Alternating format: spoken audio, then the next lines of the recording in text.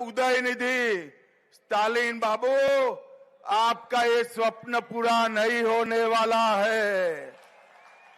முதலிலே கருணாநிதி அவர்கள், பிறகு மு.க. ஸ்டாலின் அவர்கள், பிறகு உதயநிதி ஸ்டாலின் என்று திட்டம் போடுகிறீர்களே.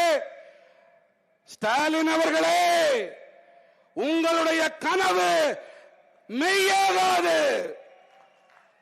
मित्रों, इस बार दीवार पर लिखा हुआ मैं पढ़ पाता हूं कि अप्रैल 2026 में तमिलनाडु में एनडीए सरकार बनने जा रही है.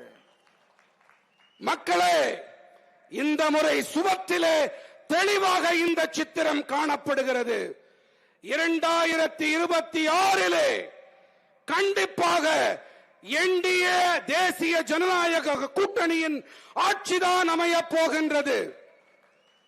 एआईएडीएमके और भारतीय जनता पार्टी का अलायंस नेशनल अलायंस है.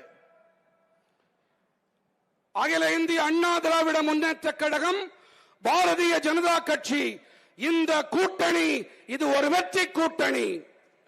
हम 1998 में साथ में चुनाव लड़े. 1998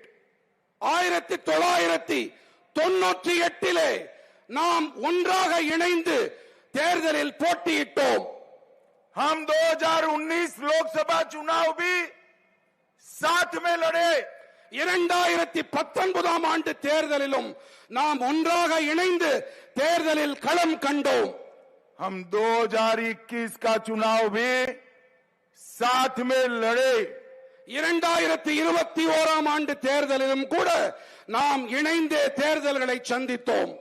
हम 24 का चुनाव अलग लड़े, मगर 24 में बीजेपी और एआईएडीएमके के वोट का टोटल करते हैं तो 36 सीटों पर एनडीए का विजय होता है. 2024 ஆண்டிலே நாம் தனியாகத்தான் தேர்தல்களை சந்தித்தோம் என்று சொன்னாலும் பாரதிய ஜனதா கட்சி, அஇஅதிமுக இரண்டின் மொத்த வாக்குகளை எண்ணி பார்த்தால் நாம் 26 தொகுதிகளிலே நாம் வெற்றி பெற்றிருப்போம்.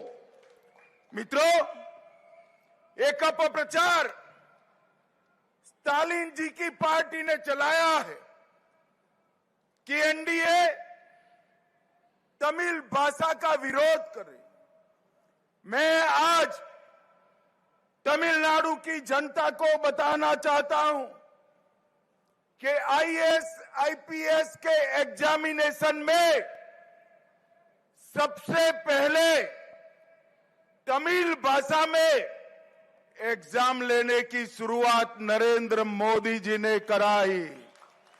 ஸ்டாலின் அவர்கள் என்ன பரப்புரை செய்கிறார் என்று சொன்னால், என்டிஏ அரசாங்கம் நம்முடைய தொன்மையான தமிழுக்கு எதிரானது என்று பரப்புரை அவர் செய்து வருகின்றார்.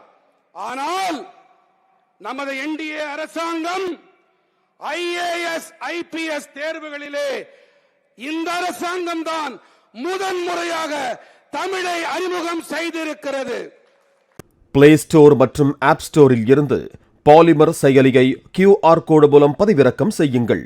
செய்திகளை உடனுக்குடன் பெறுங்கள்.